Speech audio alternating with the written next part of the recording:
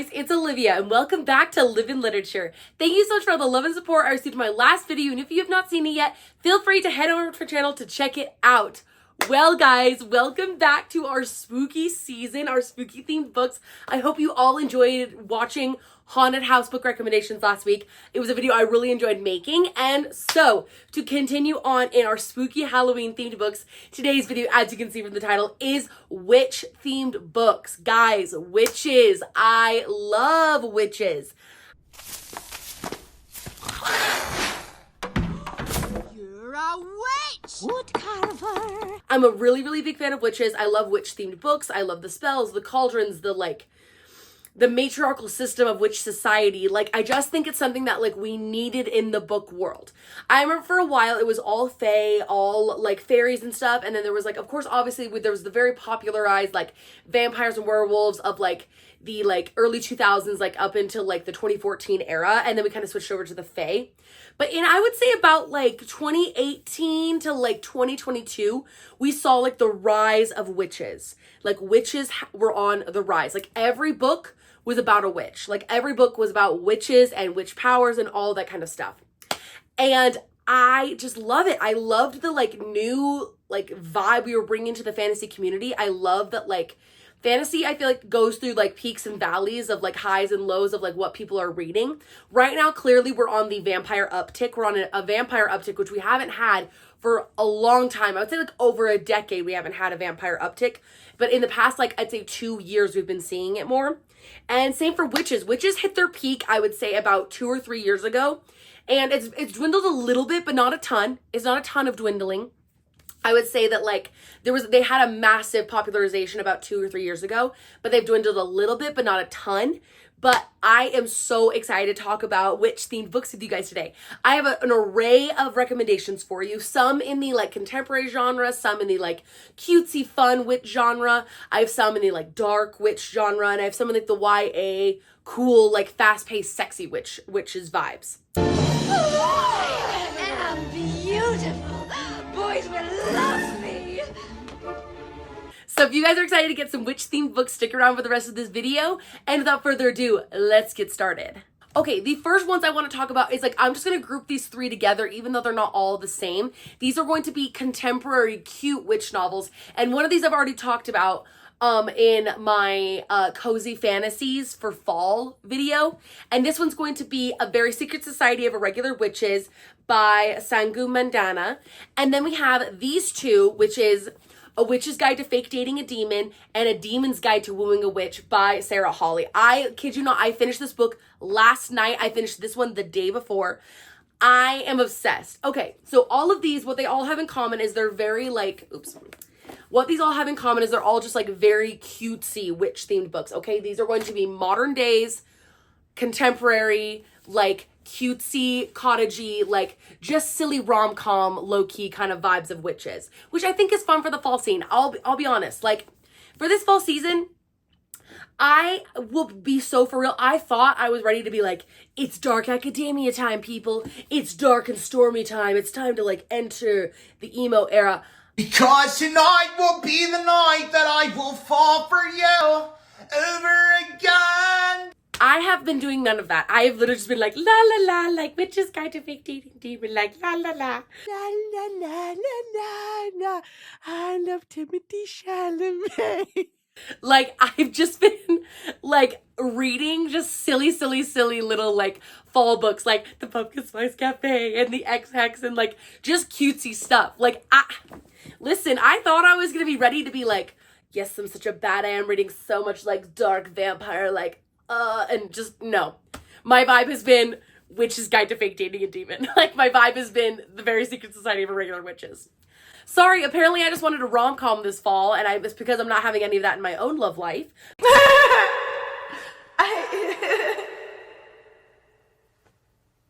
Figured I'd find it in my books. So, to give you a quick plot summary. Obviously we know from my video very recently, the cozy fantasies for the fall, this one was in there. This is The Very Secret Society of Irregular Witches. This one's about a young woman named Micah Moon who lives a pretty secluded life as a witch, but she posts herself online doing witchcraft, but it's fake witchcraft, so she has a little bit of a following online. Anyways, these people who live in a mansion like out in like the middle of nowhere in the UK, kind of just like very secluded place. They have these 3 young witches who are living there at this as their like wards essentially. And they were like, hey, we need a teacher for these young girls. So they reach out to Micah being like, please come to our manor, teach our girls like how to do magic and stuff. And you can stay there and we'll pay you and all this stuff. And Micah's like, okay, fine, sure. Like, I'll give it a go. She goes there. She meets this very like eclectic family of like a housekeeper and like a sexy, gorgeous, grumpy librarian man who like works on the grounds, and he's Irish, and he's like I'm in love with him. So yeah, it's very much like cutesy UK, like very cozy vibes. I really liked this one. I thought it was super well written. I think that this one is like just a very sweet read for the fall, and I thoroughly enjoyed this one. Then we have these 2. First of all, we'll start with A Witch's Guide to Fake Dating a Demon. Now, this series takes place, so this is basically going to be similar to an Elsie Silver book series, like the cowboy ones I did this summer, where it's like each book is a standalone novel about a couple, but it all takes place within this world that she's created called Glimmer Falls. So essentially it takes place in Glimmer Falls, which is like on the Oregon coast, like up in like the north, like close to Washington. And it's this special place where like, it's kind of like Crescent City, where like there's just like enchanted beings everywhere. Like there's centaurs and naiads and mermaids and fairies and witches and werewolves and like vampires, and like everyone kind of lives in this, like there's a lot of people who live in this town, but like being a mythological creature is like not out of the ordinary. It's pretty normal for this. So there's a young woman, her name is Marielle. She is a young witch who lives in this town. She's in her like late 20s. And she's just kind of struggling with, like, she has an overbearing mother who's constantly harping on her for not being good enough at her magic. But the kind of magic that Marielle is good at is, like, plant magic. She's really good at, like, plants and nature magic, and her mother just doesn't respect it. On accident, one day, she accidentally summons a demon into her home, which is Azeroth the Ruthless. He's a demon, and essentially the only way to get rid of a demon is you have to strike a bargain with them for your soul. And Marielle's like, no, I don't want to give you my soul. And he's like, well, you have to want me to go away. And she's like, well, I'm not doing that, so we need to come up with a new solution. So anyway, Azeroth and Marielle start spending a lot of time together, basically because he's forced to. It's forced proximity. He has to. And they have essentially to explain his like sudden appearance, they start doing the fake dating trope to like get by in society in Glimmer Falls. It is very cutesy, very sweet, very much along the vibes of like, it's just silly. Like, to be honest, like, it's just silly. It's silly and it's goofy and it's very cute. And these relationships are very like fast paced. Like, we're not getting into the depths of anything here, okay? Like, it's like you showed up to the open house. The house is fully furnished, okay? You don't even have to furnish it. Like, it's already done in this kind of a book. And sometimes I just want to read books like that, where I walk into the apartment, oh, it's fully furnished. I don't have to do anything. Kind of love that. Sometimes I need that. Sometimes I don't want to build from the ground up. Sometimes that's too hard. And this one really allows you to do that. And I really, really enjoyed it. Also, has some good spicy time. I will be honest, like, it's horny autumn, and so if are looking for like a little bit of spice, this one's got some stuff, so it's good. It'll be fun. And then the second one in the Glimmer Falls series is A Demon's Guide to Wooing a Witch. So this is about 2 separate characters. This is about Marielle's best friend, Caladia, and essentially Azeroth's like mentor, Azeroth the Ruthless, his mentor, Astaroth. And essentially like these 2 are a hardcore enemies to lovers. Caladia is a very like hardcore baddie, like fitness junkie. She just like does not take anyone, like she just like, you know, she's not taking it from anyone, okay? She hates men, she hates them, she has some trauma, she's got some damage, and Astaroth is just like a ruthless demon that she essentially is like helping on this little quest that they end up going on. It is very cute. It is very sweet. It is also a little spicy, which is also super fun for horny autumn. And so if you're looking for something just like cutesy, silly, fun, I highly recommend these ones with the Sarah Hawley's like Glimmer Falls series. And of course, A Very Secret Society of Irregular Witches are fabulous. Also, just a quick side note, there is a third one in this series, and it's A Werewolf's Guide to Seducing a Vampire. TBH, that one might have been my favorite because it's so cute. But regardless, I do recommend the Glimmer Falls trilogy and this one by Sangu Mandana. All amazing. Now, I'm sure you're all sick of me hearing me just talk about like silly, horny girl autumn, like like witches, like. How many people were scared? Because You're probably ready to hear some real witch books. Okay, let's start you off with one of the most famous witch trilogies. We have the Serpent and Dove trilogy by Shelby Mahurin. Guys, Serpent and Dove. I remember when Serpent and Dove dropped, and I thought it was like the greatest thing since sliced bread about witches, okay? I've gotten older and I've read more books since then, and I will say the rest of the trilogy, I would say, is like not as like incredible as this first book, but the first book hits heavy and it hits hard. We have the witch and witch hunter book trope, which is just one of my absolute most favorite tropes. It really can't be beat. Not only is this one a witch and witch hunter romance, this is also a arranged marriage trope. So we have Lou LeBlanc. She is on the run she has left her coven. She's on the run forsaking magic and just stealing things to get by, like in this city. Then you have Reed Diggory. And Reed Diggory is a witch hunter, a part of the church. He's a Chaucer, and he says that the one rule is thou shalt not let a witch live. Like, you cannot let witches live. On accident, Reed and Lou run into each other one day, and essentially there's a like massive kerfuffle where they end up having to like be sworn together in holy matrimony and get married. Reed and Lou match so many of my favorite tropes. Lou is so much like happy, Reed is grumpy sunshine. It's very much Reed is very grumpy. It's arranged marriage, it's forced proximity, it is witch and witch hunter.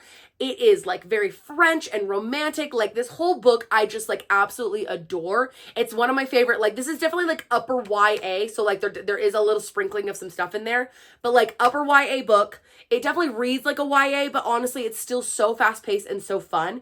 The rest of the trilogy is wonderful as well. It's just, I would say that personally, the first book is my favorite and it's the best one.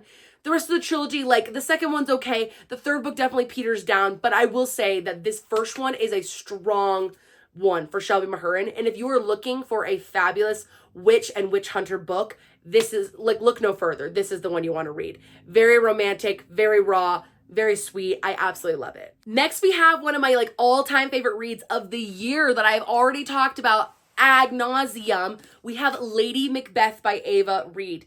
Now, this one might be a little bit obvious because obviously, like, if you know the story of Macbeth, there's the three witches. It's like the whole thing with like, they are like pronouncing his fate, like always or whatever. But you have to think about it in certain aspects of like Lady Macbeth.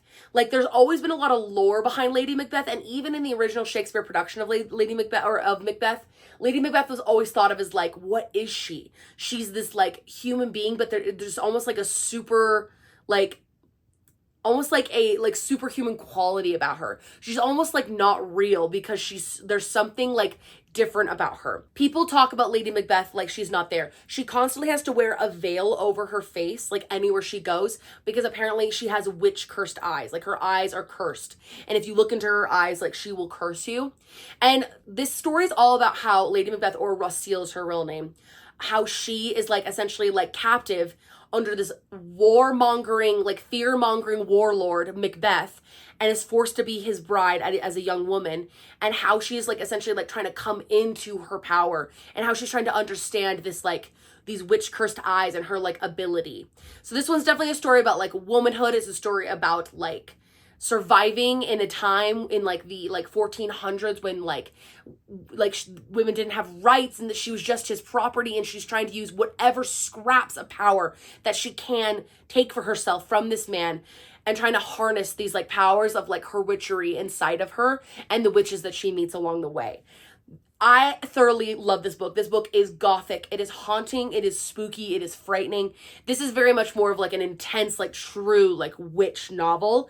And it also has like a little bit of a romance aspect, but also has more of just like the underlying tones of like not understanding your own strength. And like this is one where she really comes into that towards the end of the book.